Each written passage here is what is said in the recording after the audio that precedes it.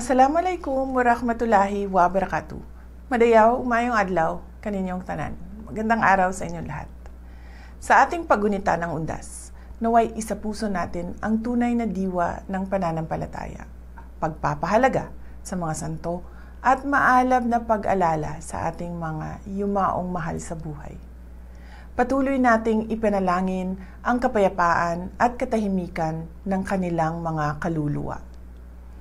Sana'y maging inspirasyon ang kanilang alaala sa bawat hakbang natin sa buhay. Ngayong undas, naway manaig ang pagkakaisa at pag-asa sa bawat pamilyang Pilipino. Harapin natin ang bawat araw ng may pananampalataya, pag-asa at pagmamahal. Mahalin natin ang Pilipinas para sa Diyos, sa bayan at sa bawat pamilyang Pilipino. Syukran.